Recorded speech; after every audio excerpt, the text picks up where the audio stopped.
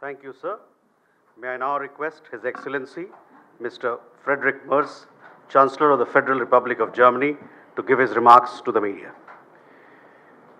Exzellenz, sehr geehrter Herr Premierminister, lieber Narendra Modi, meine Damen und Herren, die erste Reise in diesem Jahr führt mich in der Tat nach Indien.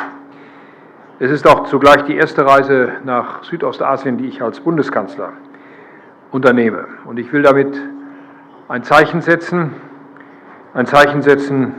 für die strategische Partnerschaft mit Indien. Diese strategische Partnerschaft mit Indien hat für Deutschland, hat auch für mich eine hohe Priorität.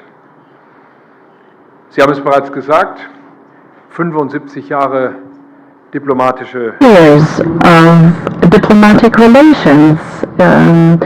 We share 75 years, and 75 years after establishing diplomatic relations, this holds true more than ever before. Our two countries are seeking to intensify and deepen our cooperation. This morning I had the opportunity to visit the birthplace of Mahatma Gandhi. Mahatma Gandhi is ascribed the following sentence: be the change which you hope for the world. We want to take heed of that together, dear Narendra Modi. We want to elevate the relations between India and Germany to an even higher and a new level. You invited me to visit your home state of Gujarat, and I would like to express my gratitude and express my heartfelt gratitude for this special gesture. It's a sign for the very deep ties between our two countries, but it's also a testament to the friendship towards me. Thank you very much. This city we're visiting today, Ahmedabad, in a certain way, is the cradle of modern India. This is where Gandhi started his nonviolent struggle and fight for freedom, self-determination, and democracy. And the region, this part of India, Gujarat, represents an impressive economic dynamic. A dynamic of India ranging from textile industry via highly modern smart industrial parks and to a very lively startup scene. Furthermore, the region is a pulsating location for universities, for engineering, and for applied sciences. Here in Gujarat, it becomes tangible what's important to both of us when it comes to this visit. The fundamental political values that we share, the tremendous economic potential that we see, and our ever closer interconnections with a view to skilled labor and education. And especially amid the profound geopolitical changes and upheavals in the world, we share a fundamental interest in deepening our strategic partnership. Europe and transatlantic relations remain important to us. Today, we need to forge a broader network of partnerships, and we need to do so swiftly and with a long breath at the same time.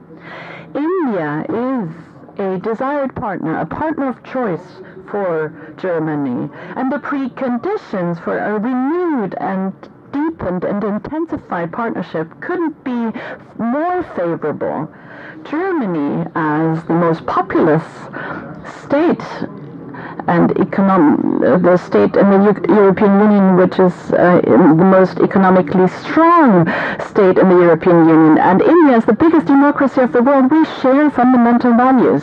The highly dynamic India and the highly technological Germany, we share essential interests, and this is what we build upon. Ladies and gentlemen, I want to focus on three priorities.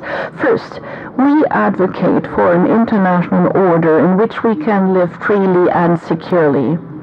because the world order is changing.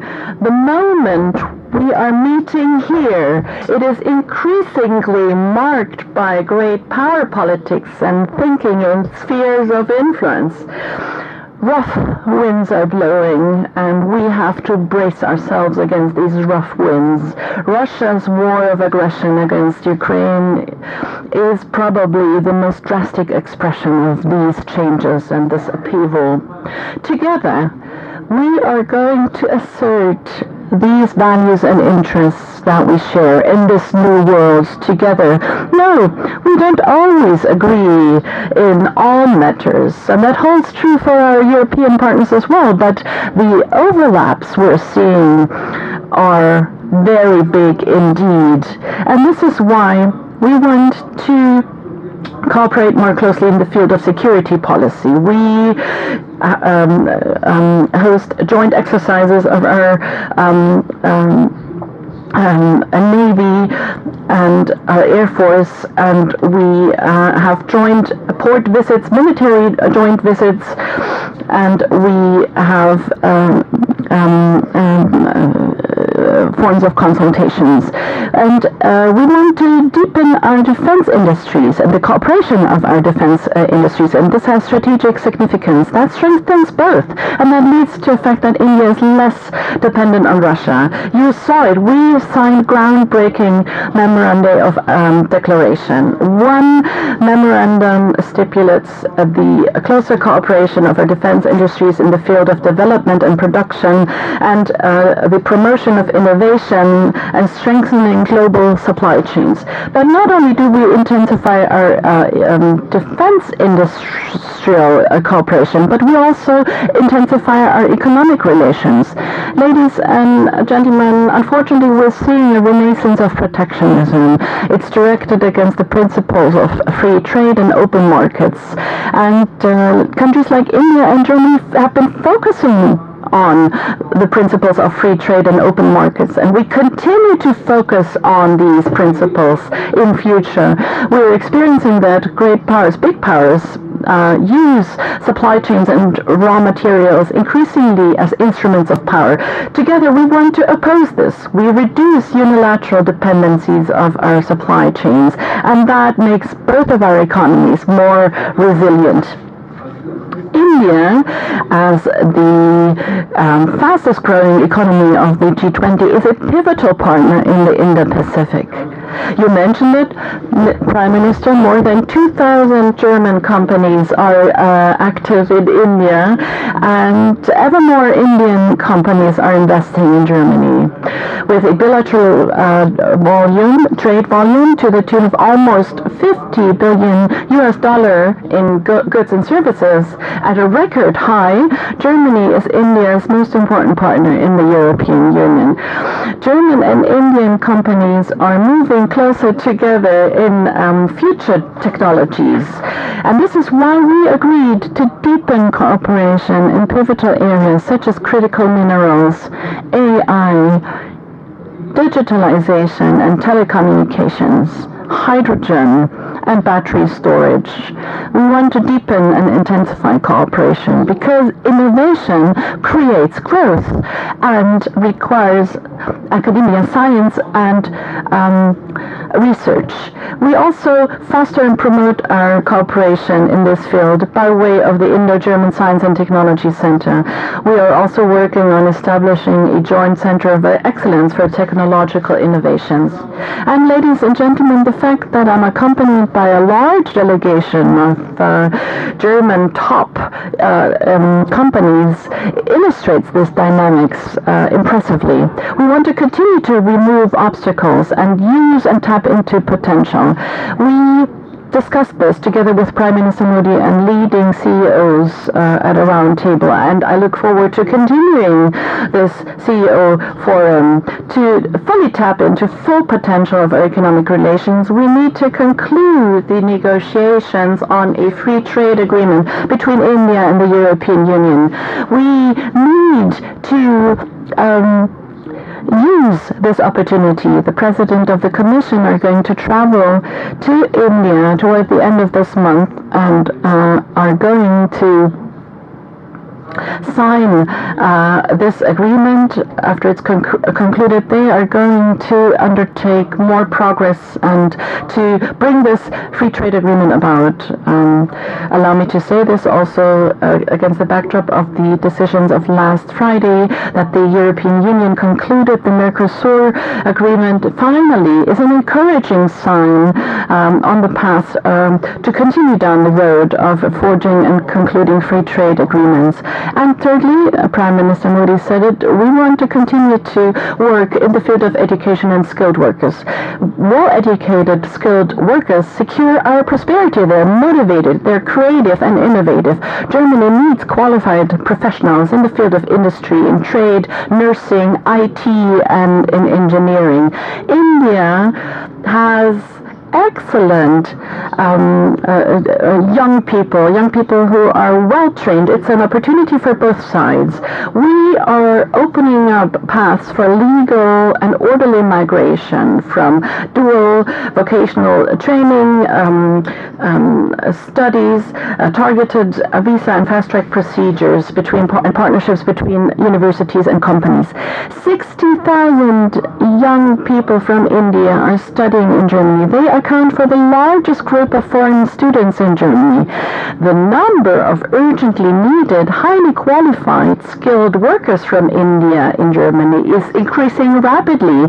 And as of now, Indians are among the most successful group of immigrants in Germany. And we want to continue and promote this in the future. We want to enhance this trend, for instance, by promoting and expanding digital offers for German language acquisition in India. And finally, with the Global Skills Partnership, we're creating a framework for Indian skilled workers in the field of the healthcare sector. Mr. Modi, Narendra Modi, Germany and India are two large democracies and strong economies that have many things in common. We want to build upon this, and we want to deepen our partnership and our security partnership. Indeed, we want to strengthen our economic relations, and together we want to promote talents in India and in Germany. We do this for the benefit of both sides. We do this for a world order which preserves our values and our interests, and we do so because we trust each other and because we want to get to know each other better via the many meetings. I'm very happy to be in your home state today. I look forward to welcoming you towards the end of this year in Germany on the occasion of the German-Indian intergovernmental consultation, and we're hosting these consultations. And allow me to also address the developments in the not-so-far neighborhood in Iran. We're seeing for 2 weeks how people from all sectors of society are taking to the streets. They're protesting peacefully for freedom and a better life in their country. Not only is it their right to do that, I pay tribute to the courage with which they confront the disproportionate amount of violence, and I call upon the Iranian government and leadership to protect their citizens instead of threatening them. The violence directed at the Iranian people is something we condemn in the strongest of terms. This violence is not a testament an expression of strength, but a weakness, and this violence needs to stop. Allow me to say this in conclusion, because the news coming out of Iran are accompanying us while we're here on a visit to India. Once again, Honorable Prime Minister, dear Mr. Modi, thank you so much for the warm hospitality, for the amicable reception here in India. I'm delighted to continue our good cooperation between Germany and India, and also look forward to continuing our amicable cooperation on a personal level. Thank you very much. Thank you, sir. That concludes the press statements. Ladies and gentlemen, thank you for your presence.